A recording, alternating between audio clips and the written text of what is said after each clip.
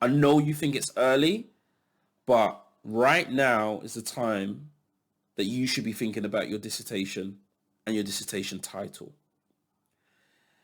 The problem often is students, when they're first encountering a dissertation, are just unaware of like the time, the prep time that is often needed or has to be taken in order to be able to deliver a really strong dissertation. So you might hear, oh, the dissertation won't be, required until next year. Like, just chill. And most lecturers that I've come across will say, like, don't worry about anything. Just focus on your research proposal for now and we'll figure it out. And I know why they're saying that. It's because ultimately, as you formulate your research proposal, you get a better sense of what you're actually trying to research for.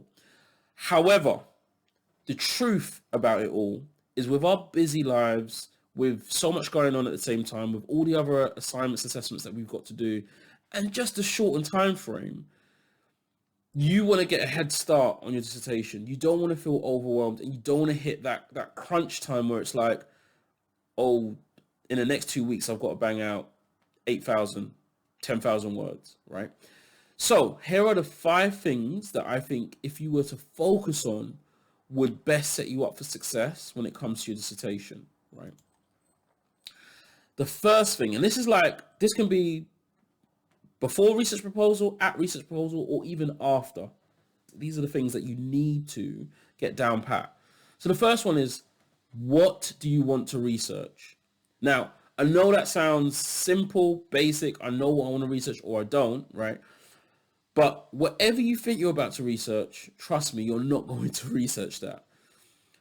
The thing about research is research often at this stage in our human development occurs in the subsets.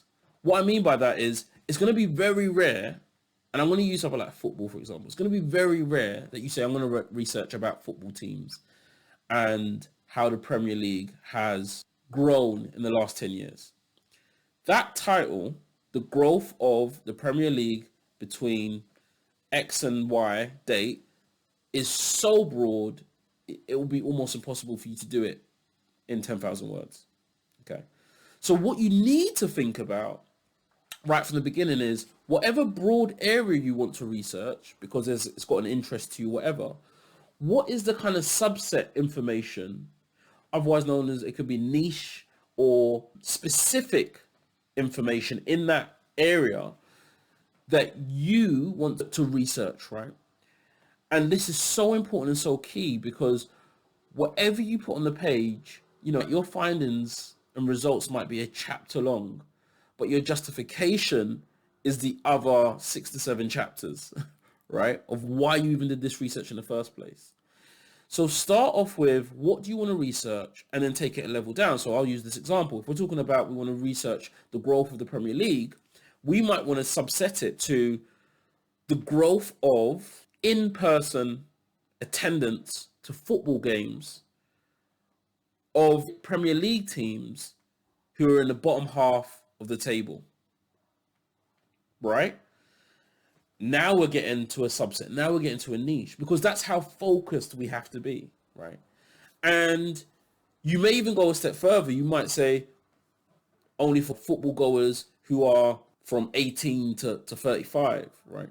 But the more specific you can be, the better, right? And the one way to really know like what area to research specifically is to read the research that has happened in that area already. So no matter what, in your research proposal or in your dissertation itself, at some point you're going to be having to demonstrate where is the gap in research? Why are you bringing this research forward, right? And so you need to be able to think about, number 2, is there a specific area that is under-researched in this wider area, right? So a good way to do this is to get your key terms, and I don't want to go into like too much search analysis and different frameworks you can use and you're supposed to use, unless your lecturer said, this is the way we want you to do a literature review or whatever. I'm just giving you the basics to get your head around. Find about 3 to 5 main terms of the thing that you want to study. So again, keeping with the football analogy, we might want to look at Premier League teams. We might want to look at all in-person attendance. We might want to use the term stadiums, and we might want to look at specific time frames, right? And we might put that all in our search. So that's the kind of like the next thing you want to start to be thinking about is what are going to be the key terms, and start researching that. Could be on the interwebs, could be on journal articles, and start seeing what is already out there. Often you will have, and a good way to think about this, there'll normally be around 5 books that have been published by 5 different authors who are all experts in the field. And by having those 5 books, you more or less got a grasp of all the knowledge that is in the area.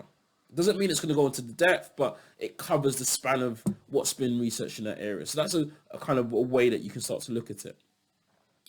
Once you've got a sense of what's already out there, you can start to gain a sense of what's not out there. And that takes me on to point number 3. Do you want to provide new information, or do you want to provide a new perspective, right? And these are slightly different things. So new information often is maybe bringing together like 2 researched areas, and you may combine them and research both those areas laid on top of each other, and that can produce new information, right? You might say, someone might have done some previous research and said, however, the gap that still exists and someone should go off and do this research is look at things between this time frame, or consider this in this different region or location, or consider this for a different demographic, right?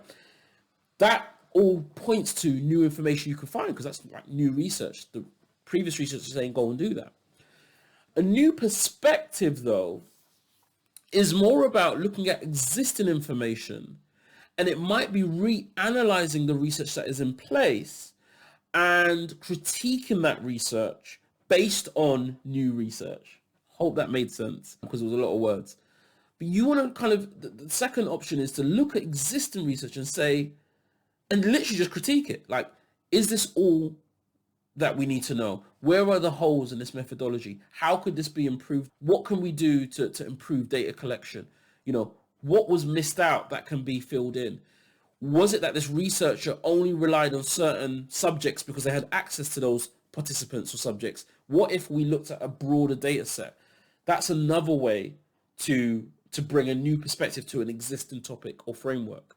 So you can go out and do that, and that can be really useful. So that's number 3. Number 4 is the data out there, right? So another thing to think about, like I just said, is the thing that you want to research is, do you even have access to football clubs and the fans of football clubs? How are you going to get access? So some people, they might work in a stadium, they might be stewards, and therefore could go and ask the operations manager and say, can I, once I get ethics approval, can I put this survey out, a small card or a clipboard to all the fans that are going there, and do this over maybe 4 weeks, right? And equally, if you're not a steward, you can still do that. You can still approach a club. But, is it going to be primary information? Is it going to be secondary information? Is the data that you want to access, or kind of might need to access, is it readily available? Because there's too often I've seen students go off on a journey and there's just no information, there's just no data. And another thing to consider is your supervisor familiar with the area that you're researching? That is a really, really important final question. And look, they don't always have to be super familiar with it, but they have to be familiar with a part of it. And that could be the link to the theoretical frameworks that you'll be using, right? There has to be a link back to your degree in some way. So it might be they don't know about football clubs or attendees or anything, but they do know about the framework, a social science framework, or they might know about media growth or the consequences of sports development agencies or whatever it may be, right? They should have something that they can bring to your piece, because they're going to be guiding you. And there has to be a link theoretically to your degree course, right? At some point. So these are the 5 things that I will say to consider. And once you've got your head around some of these 5 main areas, you can then go on to have a really informed conversation with your supervisor who will be able to guide you even more so. Look, I've already taken up too much of your time. I just wanted to make sure you got this really, really, really, really, really right, because your dissertation often weighs up like 2 modules, and that can be kind of like up to maybe 20 to 30% of your final grade.